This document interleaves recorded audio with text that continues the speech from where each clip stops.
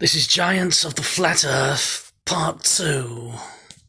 Continuation of what you should be knowing about the world news that you're not getting and you will never get from school or the televisions. First of all, note that this map has a red ring around it and some arrows pointing out from it. Beyond the red ring is more land where giant human beings are still alive. They're still hunting. They're still living. They're still alive. No, they did not go extinct. This is a proof. We've got all the proof. Right. The first thing, before we can talk about the giants and other such things, and where they are currently living, and about the different layers of the Earth. As we know, the Earth, as we discussed earlier, the Earth is a layer system, above and below. And on my other channel, 2 years ago, I did make a more in-depth about this. So first of all, the first thing is that you need to know is why flat Earth? Why can the Earth not be any shape other than flat? Question mark. A lot of you have running through your minds, is the Earth round? And then shill professors say, oh, well, it's not spherical, actually, it's like an egg. Neil deGrasse bastard lying, who couldn't even handle Mike Tyson. Neil deGrasse Tyson is paid to say that everyone who's in school teachers get paid a wage to spew out certain things which are not necessarily true. How can you tell the difference between something that is true and not true just by using your mind? Well, generally, if you run something through in your mind and you continue to get information on that on both sides of the coin, you will see what makes sense. Usually the truth always makes sense.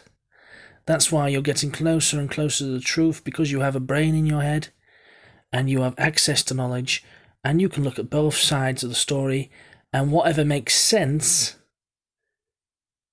is the truth. The truth usually always makes sense. I know a lot of people say, oh, life's a mystery. Well, it doesn't have to be. It doesn't have to be a mystery at all. So first of all, the first question for today is, what shape do you think the Earth is? And it cannot be any shape. It can only literally exist in one shape.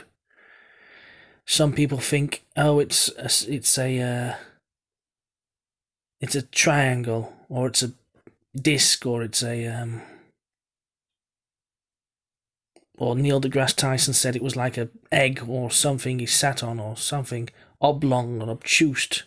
He's obtuse. Don't listen to him. Shill. He's only saying those things because he's been paid by the Freemasons. If he goes against it, he doesn't get his money. He's getting his money for saying what he's only saying those things and laughing at you behind your back because he's getting money for it. Always question, what is their motive? Is their motive money?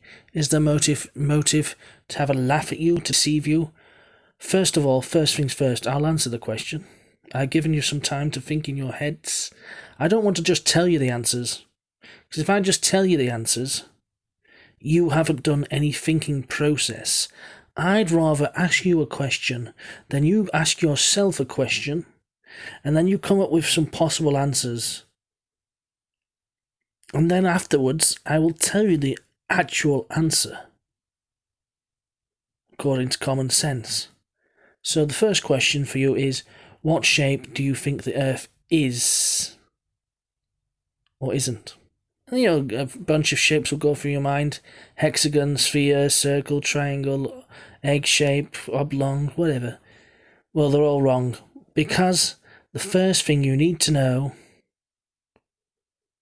and a lot of people have been asking me, is the Earth a cave system? Where have I found these cave openings and whatever, tunnels and chambers to other worlds?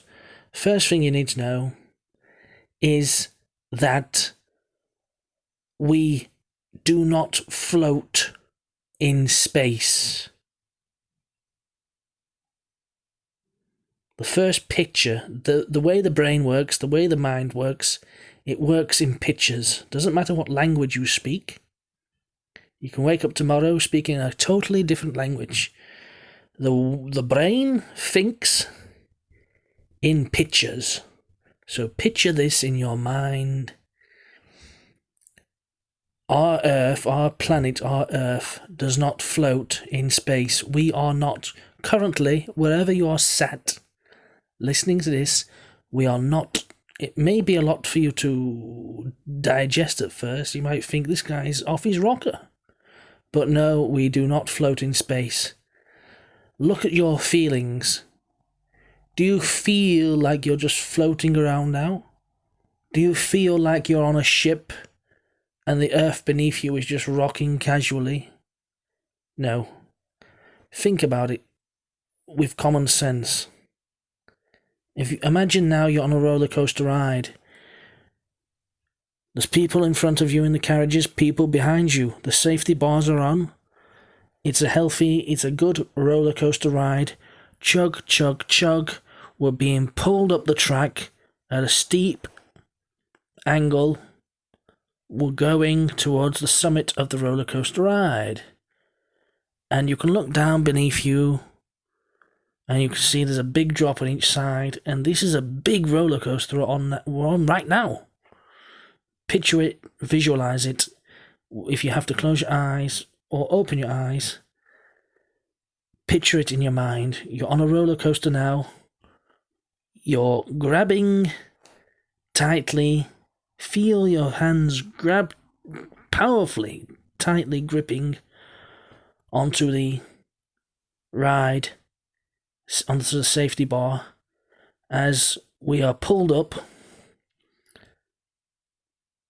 Chug duck, chug, chug, chug, chug. You know that feeling when you're going up a roller coaster ride? You're on it now.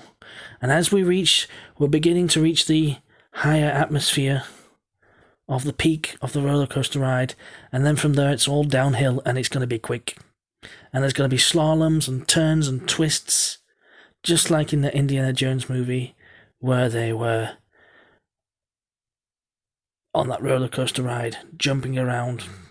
You know, you've been on I assume you've been on the waltzers or on a roller coaster ride. When you're on a roller coaster ride and you're moving very, very, very, very, very fast, what's it feel like? I'll tell you what it feels like. Try and feel it now. Whoa! Here we go. Whoa! You're holding on for your bare hands. There's G-force. When you move very fast, what happens? There's G-force. It throws you to one side, woof, throws you to the other side, woof, up, up, up, up, up, and then down, wah, woof, and then it throws you to one side as you go gradually round the corner at speed, woof. That's called G-force. You ever been on the waltzers? Same thing, at a roller coaster ride, at a fun fair, you go on the waltzers or any fast-paced joyride. Guess what? G-force again. You're being pinned to your seat. And that is the sensation you're feeling, is the quickening. No, actually, quickening is something else I can't tell you about.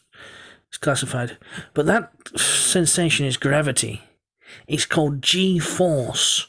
G-force is where when you're moving very quickly, and you're feeling it. You feel like you're pinned. It's like when you go in a Ferrari or a Aston Martin DB9, you're going at 175 miles an hour on a racetrack. What's it feel like? When you get to 175, 180, what's it feel like? It feels like you're being pushed. Your head is back. Your back is back against the chair. You're being pushed G-force against the chair. You couldn't lean forward if you wanted to.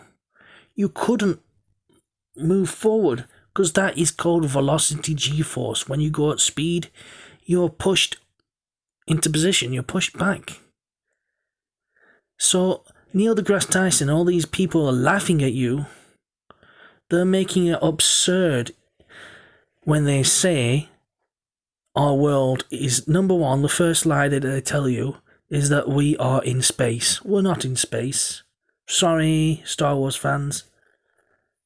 We're not in space. Another thing about Star Wars is true. The Force, the Jedi Force, for good and for evil, the Force is real. That is real. The Force in Star Wars, that is real. But all space and all these other planets is not true. But the Force and how to manipulate things and move objects and that with your mind, we can talk about that and how to do it and how to practice it and reprogram your subconscious mind. We can talk about that on other episodes. But for now, we're just explaining why the Earth is not moving fast. If the Earth was moving, as they say, as the lying people say, as we're taught in school, even as I was taught in school, that the Earth is supposed to be moving about 1,000 miles an hour. The Earth is supposed to be rotating, spinning at 1,000 miles an hour. I tell you this much, if you were going at 1,000 miles an hour,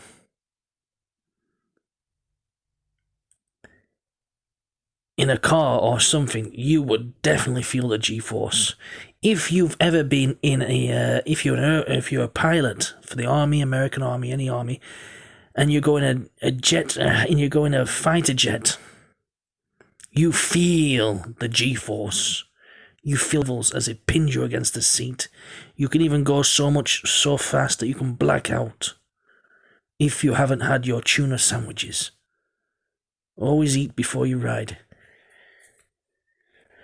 So what I'm saying is there is a G-force, and the Freemasons and the people before them, the Illuminati and all that, the people who decided that we're going to lie to the peasant population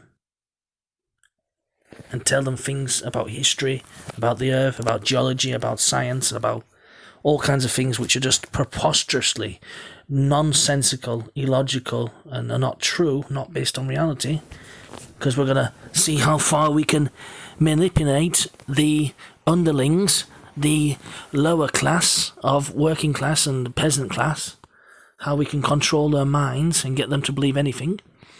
Well, they said they all knew the Earth was flat. They knew that for a fact. Everyone knew it. Even Galileo and, well, not him, what's he called? Leonardo da Vinci. All them and the most important and intelligent people of the Renaissance, they all agreed scientifically the Earth is flat. All of Italy, all the Renaissance, everyone agreed the Earth is flat because it was mathematically charted out as flat, with mountains and so on and so forth on it. But then the Freemasons came along and said, well, how can we lie to the people? For what reason? Well, there are many reasons. Main reason, you don't like to hear it maybe, is because they wanted more people not to believe in God. So they invented evolution so that less people would believe in God. So that's why they invented evolution. We'll talk about that on another episode, why evolution doesn't make sense. I'm sorry if it goes against what you were taught when you were a baby, when you were fresh out of your mother, and you were put into school and you were taught these things in four walls. I'm sorry if what I'm teaching you is contradictory to what you've been taught by the television, your beloved television. Kiss your television, give it a good lick, and you've been taught by schooling. I'm sorry if you have to look your headmaster in the face, in his eyes, and say, you don't know the truth yourself. You were taught by someone who didn't even know the truth. But that's life. So, how do we come to know the truth? There's two ways. One is via experience, which you can do if you go on large expeditions. And I know of some expeditions. And the other way you can know the truth is by using your mind and seeing what doesn't make sense and what does make sense. If, generally speaking, if you run something through your mind and think about it, if it doesn't make sense, it's usually not true. Then again, if you run something through your mind and it makes sense, it usually is reality, usually is true. Because reality, it all makes sense. Life makes sense. It makes sense. If you make sense of it with your brain, you can think it out. So basically, they're saying that the world's round, it's a sphere or whatever shape. Number one, that's not true, in my opinion. Number two, they're saying we float in space. That's not true. Number three, the biggest thing, which makes no sense whatsoever, which is anti-logical, anti-sense, is that they're saying that if you sit in your bed, you're actually moving at 1,000 miles an hour just by being sat in your bed. Because they're saying the Earth is moving at 1,000 miles an hour. So that would mean that even if you're laid down in your bed or sat in your bed, you're not stationary according to them. You're travelling at 1,000 miles an hour. You would be literally vomiting or passing out. You'd feel the G-force if we were moving that quick. You'd be dead or passed out if we were moving that quick.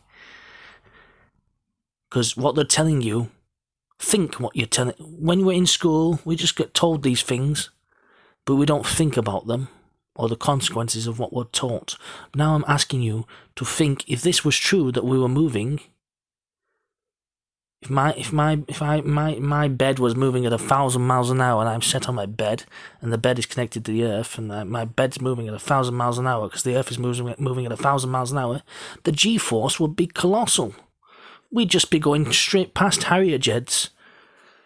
It would be crazy. We would be just pinned to the bed with so much G-force. Like in Roger Moore in that movie, Moonraker.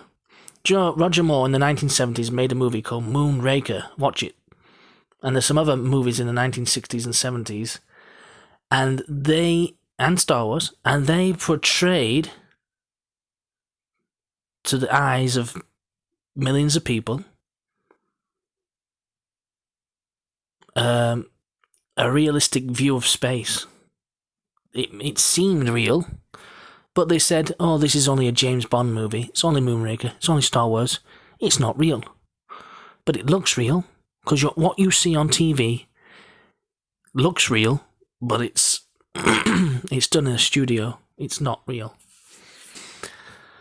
That's why you mustn't always go off what you see with your eyes or ears. You must sometimes think with common sense. Think about things. Because you've been given a brain to think. Does this make sense? Yes. Does it not make sense? No. So, number two, another fact that I'm going to tell you now is that planets do not exist. Number one, our Earth is flat. Number two, it is fixed to the ground. It's not floating in space. Point number three is that there are no planets. There's no such thing as Mars, there's no such thing as Saturn, there's no such thing as Pluto, there's no such thing as Neptune. Then why do the Freemasons get people to believe in these planets in school? The reason being is that they want you to believe in false gods, so they can have a good laugh at you, because they think you're stupid, that you don't make sense, and that you can't think for yourselves. So planets don't exist. They don't exist in the sky, they don't exist in space. Nope. They're just the names of false Roman gods. Not real gods. Fake. Not real gods. No. They're the name of fake, pretend, false gods that are not even gods. For example, you may have heard the word Mars. Do you know what the word Mars means? Look up ancient Roman and ancient Greek beliefs. Look at Jupiter. Jupiter is the name of something that comes from ancient Rome. So is Pluto, so is Mars, so is Venus. These are fake things, fake gods. For number one, they want you to believe in fake gods, but they know you're not so stupid as to believe in fake gods. So instead of saying, oh, we want you to believe in fake gods in the sky, they say, oh, they're not gods, they're planets. We want you to believe in these planets in the sky. You understand? Sorry if I'm not explaining this perfectly succinctly, but there's only one God, and it does not have an image. God is not a man or a woman, nor an animal, not created, just unlimited power. Unlimited is the word. No children, no offspring, absolutely no father, no mother. But that's another topic. Let's not talk about that now. That's too much to go into. Have you noticed where all these lies come from? About the shape of the earth, blah blah blah, fake planets that don't exist, blah blah blah. Where's all this misguidance come from? Yes, it comes from Rome, Italy. It comes from that place, ancient Italy. It comes from the Renaissance. The Renaissance was just a thing that they came up with to basically lie to the subservient classes. And if you're not genetically enhanced, then you are they call you an underling. An underling is a term for someone who's not in the know. They don't know about reality. They don't know how to change their DNA structure via thoughts and using correct thinking and building good neuro pathways. They don't know how to achieve success in this life. So therefore, anyone who doesn't know how to do those things is called an underling, or a scum class, a basic servant class, a poor class, the common, non-royal, non-elite people are generally referred to as underlings or peasantry class. So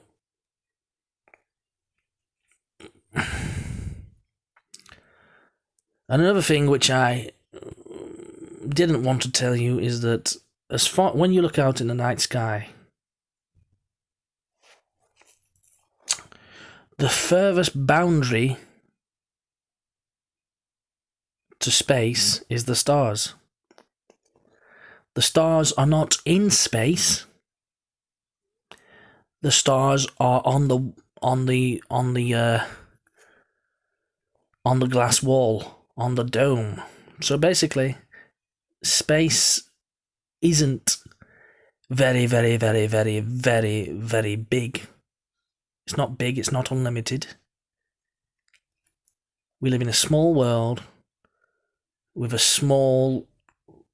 the stars are basically, the stars in the sky, they're not floating in the sky. The stars are stuck on the roof of the sky, just like Sean Connery gave it away. In the movie Highlander, Sean Connery said, "The stars are openings in the curtain of night." What he meant to say, or what he was trying to say, because the Freemasons, in some movies, the Illuminati, in some movies, they will put the truth of reality, or segment something which is the truth, they will deliberately put it in a fantasy movie. But in the news and in school, they will deliberately put something which is not true, which is not reality, and they will say, this is reality, children. And because you've just come out of your mother's wombs, you wouldn't know any different. You're like, you've just come out of the Matrix.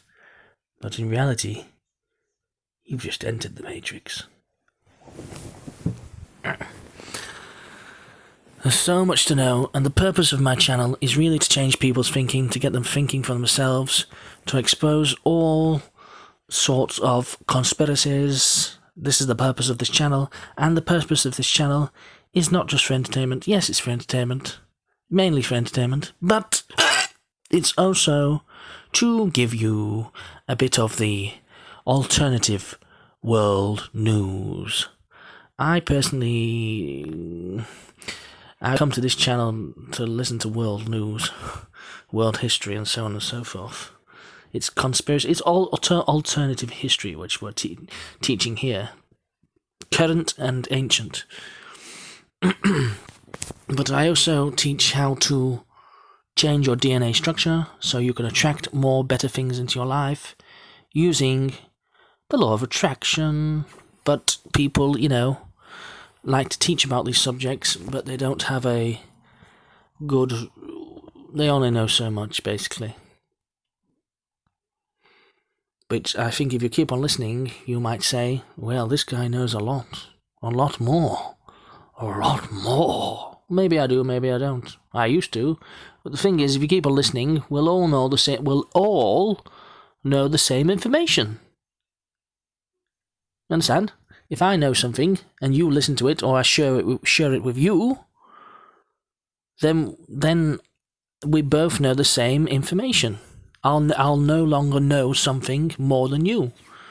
If you know something I don't know, you'll share it with me, and we'll all go up the ladder together.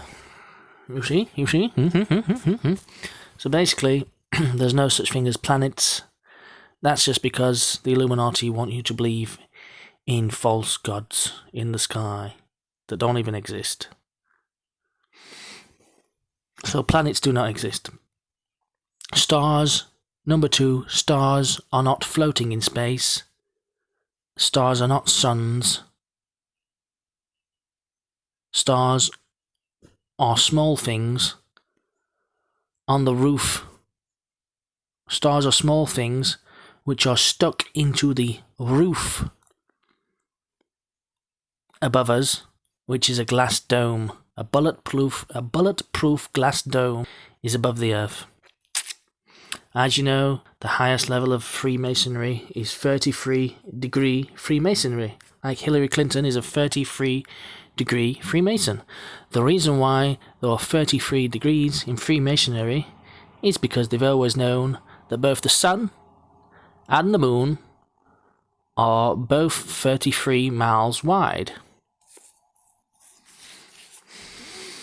Number 2, next fact you need to know is that the sun and the moon are not thousands of miles away.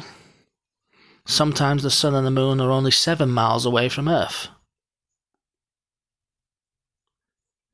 Yes, I'll leave a long pause now so that you can work that one out for yourself.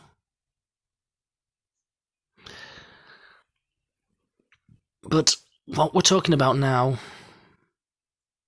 is the fact that the reason why in the Renaissance, the reason why the Freemasons decided, and Leonardo da Vinci was a Freemason as well, the reason why they decided, when they knew the Earth was flat and they mathematically measured it out to be flat and so on and so forth, they proved it with mathematics and that, the reason why they lied to the peasantry population, and they told the peasant population, oh, it's round, when it wasn't round. The reason why they did that is because they wanted less people to believe in God. That's one of the main reasons why they did it. Same for evolution. The reason why they invented evolution is because they wanted less people to believe in God. I know if you're watching this channel, you may not believe in God. That's fine. But just be open to the fact that in them days, in the Renaissance period, that was one of their key motives. Because in them days, in ancient Italy, pretty much everyone believed in some religion. So this channel is for everyone of every religion. This is for atheists, this is for Christians, this is for Jews, Hindus, Buddhists, Muslims, Sikhs, anyone we don't care who listens to this channel.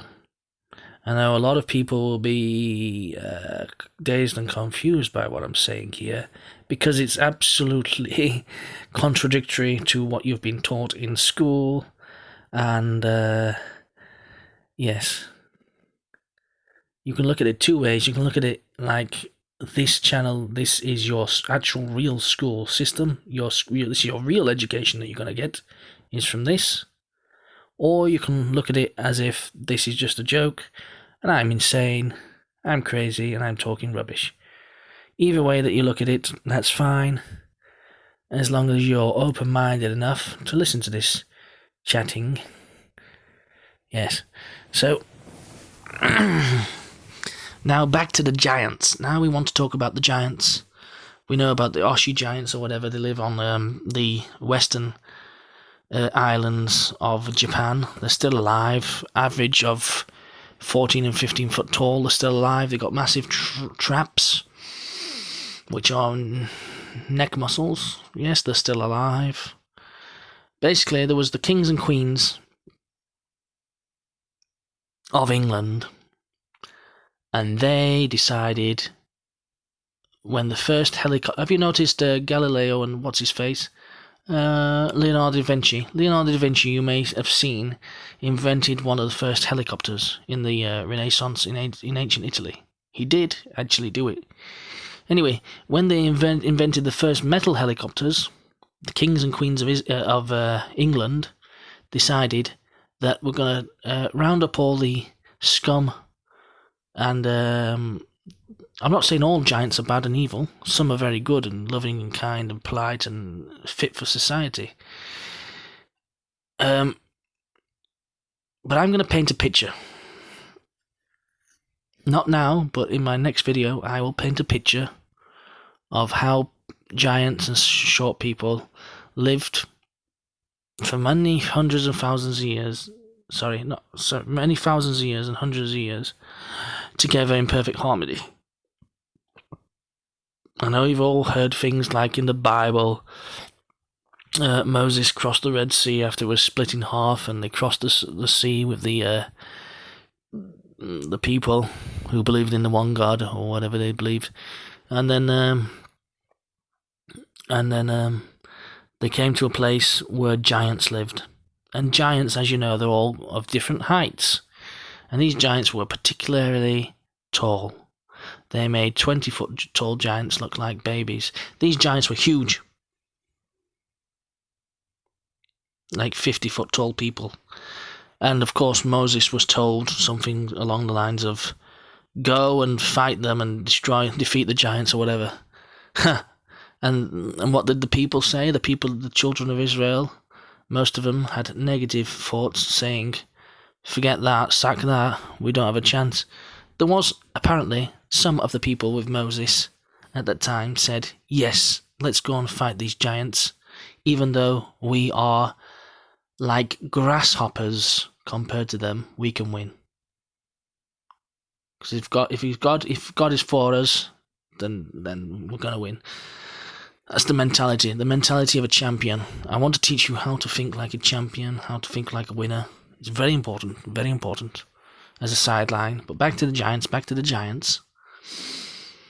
The giants predominantly were around the world, but the ruthless ones lived in Britain. If you look at the true British history, I've looked into the archives of the real British history, and it's clear that throughout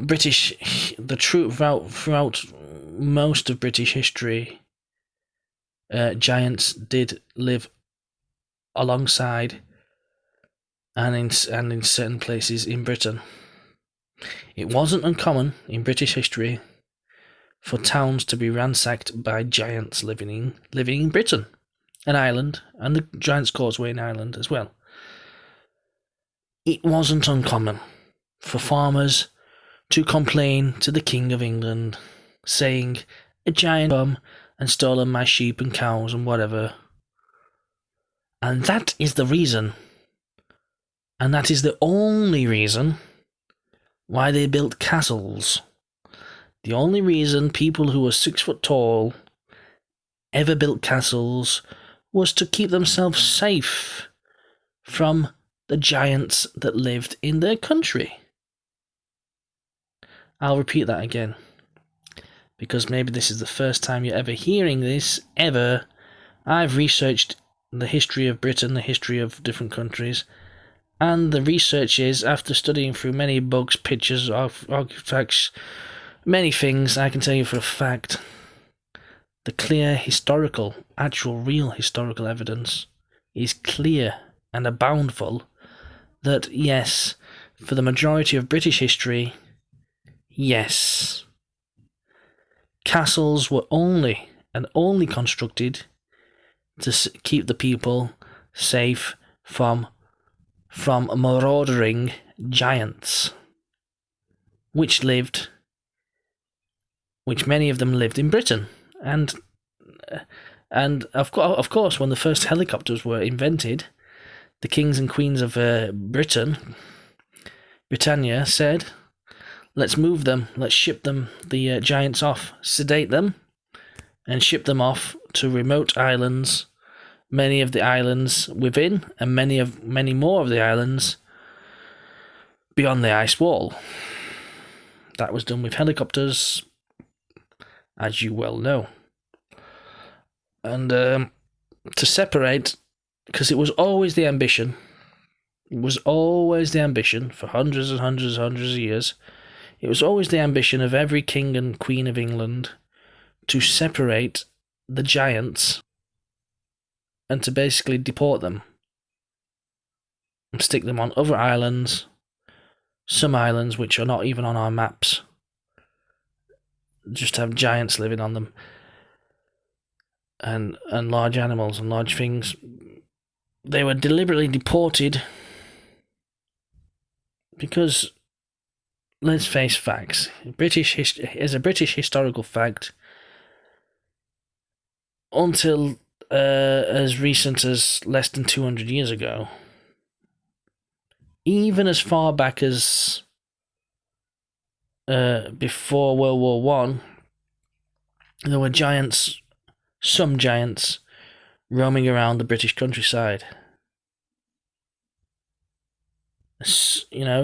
And even to this day, to the north of London, which is in Britain, South Britain, to the north of London, there is a restricted zone, countryside, where only the British military can go. And people have told me and shown me documents to prove that they still have some giants, the giants of Britain. Some of them are still alive, some of them have been kept in Britain for studying, and they are on the no-go zone to the north of London in the countryside, underground. That's why there are places on the maps in Britain, as I've said, to the north of London in the countryside, there's a place restricted to the public. That's where they have some real living giants, and only the army can go there. It's an army restricted zone. Only army members can go there. And they study these giants that are still alive. As we all know, some huge giants are currently alive and being studied in huge areas underground in America. In the US of A. In the United States of America, there are a lot of testings being done on living giants, huge giants, 40-foot tall giants. Some of them over 30-foot tall giants that are still alive. They are still alive. I'll repeat that again, because in case you're just missing it, they are still alive. That means they have blood running. That means they have muscle. They have eyes that move, that see, hands. They have muscle on their bodies. They're living, they're breathing. These huge giants which are over 30 foot tall. Some of them, obviously the ones that are 20 foot tall, some of them still are alive in the remote American wilderness. And they do mate with each other, and they do have children. So they are human beings. They're just huge human beings. Well over 10 foot tall. Some 20 foot tall. Yes, they do live in the remote American million plus pine trees of rural USA, America. They still live in the wilderness, like barbarians. They are still human beings, but giants. They do live. They are not Sasquatch. These are real human being giants. Now, the human being giants, which are over 30 foot tall, the American government has rounded many of them up, and they are now being kept for research. They're being kept alive and research for their mental powers, mental capabilities in huge underground bases in America. Because a lot of the giants that are still alive to this day, they live deeper down in offshoots from the Grand Canyon. It sounds fantastic to say. It sounds like utter bullshit. God save and bless her. Why, she can always stay on her feet, because she's blessed. God save and bless her. So basically, yes, what I say sounds like utter bullshit, doesn't it? That's because school systems and television is saying the opposite to me. So therefore, whatever I say sounds like utter shit. Utter bullshit. But there's quite a lot to be learned. If only you had seen what I have seen, been where I have been, then you wouldn't call me whatever it is. I'm someone important. So basically, how am I getting this knowledge? Well, I can't. Just in case someone's listening, I won't say where I'm getting this knowledge from. But let's just say I'm not getting this knowledge from a human being. 90% not 90%, but a lot of the knowledge that I have not got it from any human beings. Let's just put it that way. A lot of other people on YouTube, blah blah blah, are not on YouTube, so on and so forth. They're getting their knowledge from other people. Whereas me, I don't know about anyone else, but me, I'm getting a lot of my knowledge from inspiration, from other things, not from human beings. So I know what I'm saying is correct. And correct me if I'm wrong. You know what I'm saying? So are giants alive? Yes, we know. We know about the giants who live underground in the Solomon Islands. Yes, we know about them. Yes, we know about the giants. But there's more to it than that. There's more to it than that. There's more to it than that. Have you ever heard of the... Imagine you're living in Britain 200 years ago. What would you be taught as a child? Well, first of all, you'd be told the world is flat, God is above, blah, blah, blah. Only wish with the one God, be a good, kind person, blah, blah, blah. You'd be told how to be kind to your parents, respect your parents, many things, blah, blah, blah. This was a time before dating was invented. This is a long time ago, 200 years ago. It doesn't seem too long ago, but things were different. Basically, in them days, giants roamed around the countryside of Britain freely. Obviously, with the invention of guns, because America was... I'm going to do a huge series on how America was a land of giants. And as soon as people that were 6 foot tall invented guns, they suddenly got the confidence to go and confront them giants in America. Because they knew about America as a continent, as a landmass existing. They knew about it for well over thousands of years. Because you must remember, 4,000 years ago, there was vessels, seaworthy vessels, that the Egyptians had, which took them all over the world. They discovered every continent, every country on this level of Earth thousands of years ago with the invention of a thing called a ship, a boat. Because a boat is like a transportation machine to get you from one place to another. So yeah. So if anyone says, oh, America was only discovered 200 years ago, you know they're lying, because one thing they haven't thought about is that yes, there wasn't aeroplanes, but there were ships, there were boats. And where you have boats, you have ships. That means you have access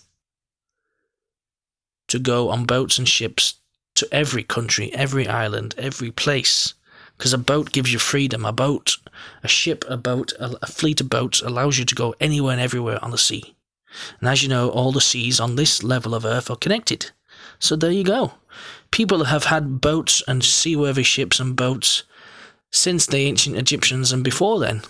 That's why the ancient Egyptians, they went to America, they did all these things. You look at there's some caverns and some caves at the depths of the Grand Canyon. They've got hieroglyphics and golden artifacts and hieroglyphics in there from the Egyptians. So this is just basic history. You know, I'm not Indiana Jones, but I'm not saying that I'm not like him. But I've been around. I haven't been to every country. I haven't spoken to everyone. But I would like to know more eyewitness accounts. If you've got any eyewitness accounts about Sasquatch, about UFOs, any experiences, please tell me. If you would like to remain anonymous, that's fine. I would love to hear your story and share it. Because a problem halved, because I will believe in you. I will believe in your story, your account. Whereas other people will just laugh and mock at you. I won't laugh and mock at your account. Whatever has happened to you. I have a friend that was abducted, so I never laughed at him. I never mocked him. So basically, and he lives in Australia. But the fact of the matter is,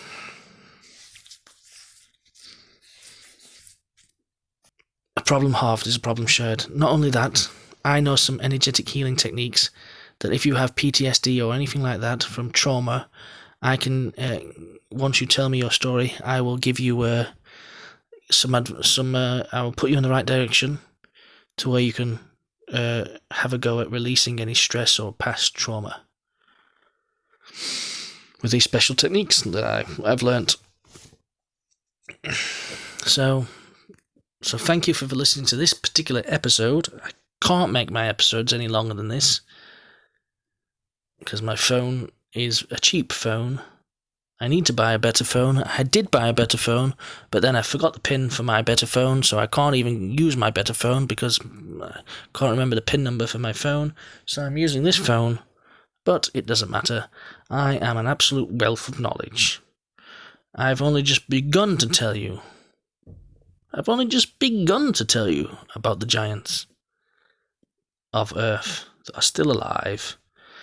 And I want to go into more detail about the giants on the up-and-coming episodes. Thank you for listening. Subscribe, like, and get ready and click the bell icon. So as soon as I've posted some more, I'm going to do some more in-depth stories of particular giants and what they accomplished in life and where they went and what they did. And it's going to be a lot better than this. This particular episode was a bit shit, but it was educational. So the next episode is going to be more entertaining. So click the bell icon so you can judge for yourself. Thank you for listening. Thank you for listening to this, and thank you Oh, thank you.